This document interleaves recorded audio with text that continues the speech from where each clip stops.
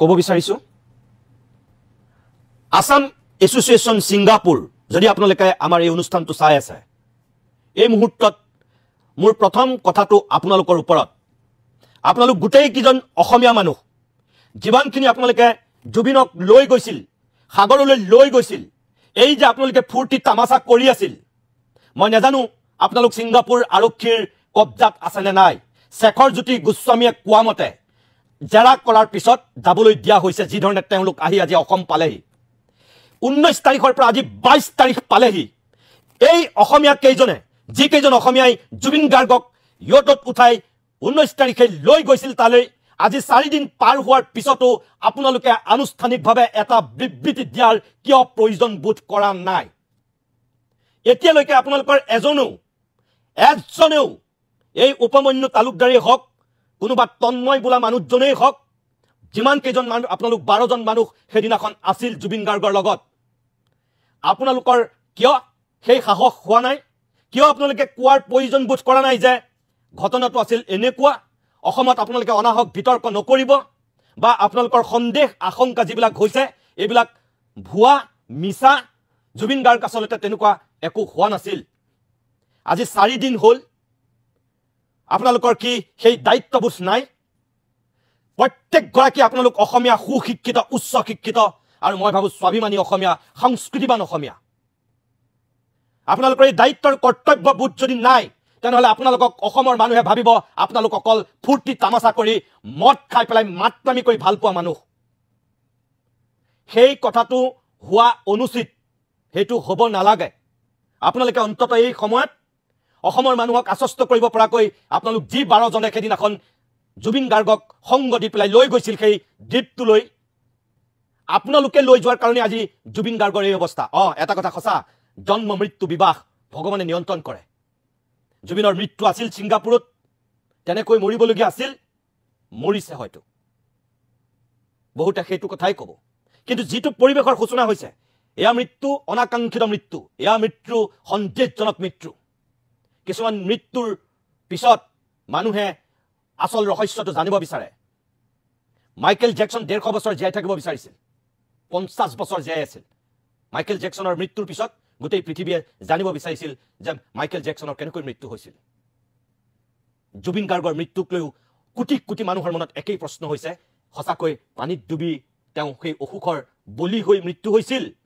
নে কোনোবাই কিবা ষড়যন্ত্ৰ কৰিছে কোনোবাই বিষ খুৱাইছে নে কোনোবাই আন কিবা আগদিনাখনে তেওঁক এসোপামান মদ খুৱাই পেলাই কিবা নঘটাবলগীয়া ঘটনা এটা ঘটাই দিলে জুবিন গাৰ্গে কিছুমান দৃঢ় পদক্ষেপ লৈ আছিল কাকো কেয়াৰ কৰা নাছিল চৰকাৰ বিৰোধী এটা স্থিতি লৈছিল মাজে মাজে আৰু চৰকাৰৰ ভালটো কেতিয়াবা ভাল বুলিও কৈছিল সেই মানুহজনক তেনেকৈ তাত মৃত্যুৰ মুখত পেলোৱাত মৃত্যুৰ গহ্বৰলৈ লৈ যোৱাত আপোনালোকৰ নামবিলাক এটা ইয়াত উচ্চাৰিত হৈছে যে আপোনালোকে লৈ গৈছিল গতিকে আপোনালোকৰ কি দায়িত্ব নাই এতিয়ালৈকে আপোনালোকে এটা বিবৃতি দিয়াৰ প্ৰয়োজন বোধ কৰা নাই যদি আপোনালোক আৰক্ষীৰ কবজাত আছে সেয়া আমি নাজানো আমি আপোনালোকক যোগাযোগ কৰিবলৈ চেষ্টা কৰিছো কিন্তু পৰা নাই আৰু পৰা নাই কাৰণেই এনেকৈ আজি টেলিভিছনৰ যোগেদি আপোনালোকক এই কথাখিনি ক'ব বিচাৰিছো যি 12 জন লোক গৈছিল আপোনালোকৰ লগত একো ব্যক্তিগত আক্ৰোশ নাই শত্ৰুতা নাই কোনো আপোনালোক আমাৰ শত্ৰু নহয় কিন্তু আপোনালোকৰ যেটো ভূমিকা এই ভূমিকাটোক লৈ অসমীয়া হিচাপে লাজ পাইছে আজি অসমৰ লাখ লাখ কোটি কোটি জনতাই মৌন হৈ আছে আপোনালোক মুখত চেলুটেপ লগাই আছে কিয় আপোনালোকৰ সৎ সাহসৰ অভাৱ ঘটিছে কি হৈছিল কিয় আপোনালোকে কোৱা নাই এতিয়ালৈকে কিয় প্ৰয়োজন বোধ কৰা নাই নে জুবিনক লৈ পেলাই অকল সেলফি উঠিবলৈকে আপোনালোক সাগৰত সাঁতুৰি এটা নিজৰ জহুৱা যিটো মানসিকতা সেইখিনিক লৈ আপোনালোক ব্যস্ত আছিল এটা ভিডিঅ' প্ৰথমে দিছে এতিয়া দ্বিতীয়টো ভিডিঅ' দিছে যিগৰাকীয়ে ভিডিঅ' কৰিছিল আপোনাৰ প্ৰতি অনুৰোধ আপুনি ওলাই আহক ওলাই আহি আপুনি কওক আপুনি ভিডিঅ' কৰিছিল আৰু সমস্ত ভিডিঅ' আপুনি অসমৰ জনসাধাৰণক দেখুৱাওক কিস্তি কিস্তিকৈ ভিডিঅ' দিয়া এই প্ৰক্ৰিয়াটো বন্ধ কৰক যিখিনি আছিল সম্পূৰ্ণ দেখুৱাওক কাইলৈ জুবিনৰ অন্ত্যেষ্টিক্ৰিয়া হ'ব এতিয়াও সময় আছে জুবিনক পুৰি চাই কৰি দিয়াৰ আগত সকলোখিনি দেখুৱাওক আপোনালোকে কাৰণ আপোনালোকৰ তাত আছে জুবিনৰ লগত যোৱা অসমৰ এজনৰ হাততো নাই যিকেইজন পুৰুষ গৈছিল গোটেইকেইজন পানীত আছিল আৰু যিগৰাকী সহশিল্পী আছিল তেওঁ গমেই পোৱা নাছিল দুৰ্ঘটনাটো ঘটাৰ সময়ত কাৰণ আপোনালোক ছিংগাপুৰত থকা অসমীয়া কেইজনে সেই ভিডিঅ' কৰিছে সেই ভিডিঅ'টো দিয়ক আপোনালোকে আৰু দিব লাগিবই আপোনালোকে কিমান দিন মৌন হৈ থাকিব এনেকৈ যদি পৃথিৱীত জীয়াই থাকিম বুলি ভাবিছে ভগৱানেও আপোনালোকক ক্ষমা নকৰিব 2 নম্বৰ আমাৰ প্ৰশ্নটো হৈছে দ্বিতীয়তে জুবিন গাৰ্গৰ মেনেজাৰ সিদ্ধাৰ্থ শৰ্মাৰ প্ৰতি ইতিমধ্যে সিদ্ধাৰ্থ শৰ্মাক লৈ বিভিন্ন ধৰণৰ প্ৰশ্নৰ অৱতাৰণা হৈছে সিদ্ধাৰ্থ শৰ্মা আপুনি য'তেই আছে কাইলৈ জুবিন গাৰ্গৰ অন্ত্যেষ্টিক্ৰিয়া কি আপুনি বছৰৰ পিছত বছৰ ধৰি মেনেজাৰৰ দায়িত্বত আছিল যেহেতু জুবিন গাৰ্গৰ আপোনাৰ প্ৰতি অনুৰোধ এইটোৱেই যে গৰিমা গাৰ্গ আপোনাক লৈ সামাজিক মাধ্যমত এই দুৰ্দিনটো ওলাই আহি এটা বিবৃতি দিবলগীয়া পৰিৱেশ পৰিস্থিতিৰ মুখামুখি হৈছে গৰিমা গাৰ্গ যোৱা নাছিল আপুনি জুবিন গাৰ্গৰ চাহটোৰ দৰে লাগি লৈ গৈছিল আপোনাৰ হৈ গৰিমা গাৰ্গে আজি সামাজিক মাধ্যমত আহি লাখ লাখ অনুৰাগীক কাটৰ আহ্বান জনাবলগীয়া হৈছে অসম চৰকাৰক ক'বলগীয়া হৈছে যে জুবিনৰ অন্ত্যেষ্টিক্ৰিয়া সম্পন্ন হোৱালৈকে সিদ্ধাৰ্থক একো নকৰিব আপোনাৰ কথা গৰিমা গাৰ্গে ক'বলগীয়া হৈছে যে আগন্তুক দিনত আপোনাৰ সহযোগিতা অবিহনে জুবিনৰ সকলোখিনি কাম তেখেতে সম্পূৰ্ণ কৰিব নোৱাৰিব আপোনাক অনাহকতে সন্দেহৰ আৱৰ্তত আনিব নালাগে বুলি গৰিমা গাৰ্গে এই বুকুত এসোপামান বেদনা লৈ এই দুৰ্দিনটো বিধ্বস্ত সময়খিনিতো আহি ক'ব পাৰিছে কিয় আপুনি কিয় ক'ব পৰা নাই এতিয়ালৈকে আপোনাৰ এটা বিবৃতি কিয় নাই হস্পিটেললৈ আপুনি গৈছিল শেখৰ গোস্বামী যোৱা নাছিল অমৃত প্ৰভা যোৱা নাছিল আপুনি গৈছিল আপোনাৰ প্ৰতি অনুৰোধ আপুনি ওলাই আহি কথাখিনি কওক চৰকাৰে তদন্ত কৰিছে আৰক্ষী আপোনাক জেৰা কৰিব আজি 19 তাৰিখৰ পৰা 22 তাৰিখ হ'ল কিয় আপুনিতো দিল্লী পাইছেহি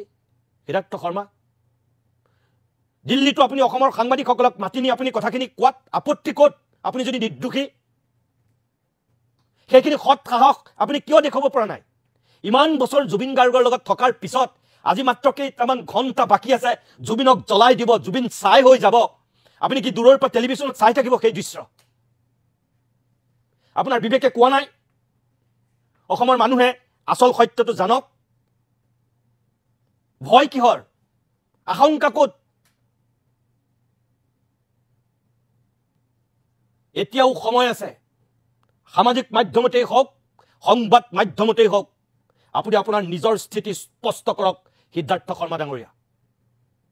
নতুবা অসমৰ মানুহে আপোনাক কিন্তু খুদাই নেৰে আপোনাক ক্ষমা নকৰিব সময়ে আপোনাক খুদাই নেৰিব অসমৰ ৰাইজে আপোনাৰ প্ৰতি অনুৰোধ যদি অমৃত প্ৰভাই মুখ খুলিব পাৰে যদি শেখৰ গোস্বামীয়ে মুখ খুলিব পাৰে তেনেহলে আপুনি কিয় নোৱাৰে নিজৰ স্বামীক ঘেৰুৱাৰ পিছত যদি গৰিমা গাৰ্গে আপোনাৰ হৈ আহি মানুহক হাত জোৰ কৰি পেলাই আহ্বান জনাব পাৰে আপুনি মৌন হৈ থাকিব নোৱাৰে আপুনি ক'ব লাগিবই য'তে আছে আপুনি নিজৰ স্থিতি আপুনি স্পষ্ট কৰি কওক কথাখিনি কি হৈছিল আচলতে শেখৰে কোৱা কথাখিনি সঁচা নে কৰবাত অমৃত প্ৰভা শেখৰ হতে কোৱা কথাখিনি মিছা কওক আপোনাৰ প্ৰতি এইটো আমাৰ অনুৰোধ তৃতীয় গোটেই অনুষ্ঠানটোৰ উদ্যোক্তা আছিল শ্যাম কানু মহন্তই যোৱা এই 19 তাৰিখৰ পৰা আজিৰ দিনটোলৈকে এটা ব্যক্তিগত চেনেলত কিছু কথা কৈছিল তাৰ পাছত তেখেতে আকৌ এটা বিবৃতি দিছিল সোশ্যাল মিডিয়াৰ যোগেদি কিন্তু তাৰ পিছতো আমি ভাবো যে আপোনাৰ সেই বিবৃতিক লৈ এতিয়াও অসমৰ মানুহ আশ্বস্ত হ'ব পৰা নাই আপুনি কথাখিনি স্পষ্টকৈ কোৱাৰ প্ৰয়োজন বোধ কিয় কৰা নাই সামাজিক মাধ্যমত আপুনি সততে সৰব সক্ৰিয় সংবাদ মাধ্যমত আপুনি যেতিয়াই তেতিয়াই আপুনি কথা ক'ব পাৰে প্ৰেছ মিট দিয়ে আমি নাজানো আপুনি সিংগাপুৰত আছে নে আপুনি নতুন দিল্লীত আছে নে আপুনি নতুন দিল্লীৰ পৰাও মনে মনে আহি গুৱাহাটীত শিলঙত কৰবাত সোমাই আছে আমি নাজানো কিন্তু আপোনাৰ প্ৰতি অনুৰোধ য'তে নাথাকক কিয় আপুনি যেহেতু এজন সক্ৰিয় সংবাদ মাধ্যমতেই হওক সামাজিক মাধ্যমতেই হওক সেইখিনি আপোনাৰ কেপাচিটি আছে আমি ভাবো আপুনি যিখিনি কথা কৈছে জুবিন নিজে যাব বিচাৰিছিল অমুক হৈছিল তমুক হৈছিল আকৌ আপোনাক কৈছো যে কাইলৈ জুবিন চাই হৈ যাব তাৰ আগত আজিও এতিয়াও সময় আছে পুলিচে তদন্ত কৰিব সিবিআই হওক সিআইডি হওক যি হয় হওক সিবিআই নালাগে ইন্টাৰপল কিবা কিবি দিও জুবিনক আৰু ঘূৰাই আনিব নোৱাৰে যি জুবিন গ'ল জুবিন ঘূৰি নাহে হাজাৰ তদন্ত কৰিও জুবিনক আমি আকৌ সেই শাৰীৰিক অৱস্থাত ঘূৰাই নাপাওঁ ফিনিছ কিন্তু তাৰ পিছতো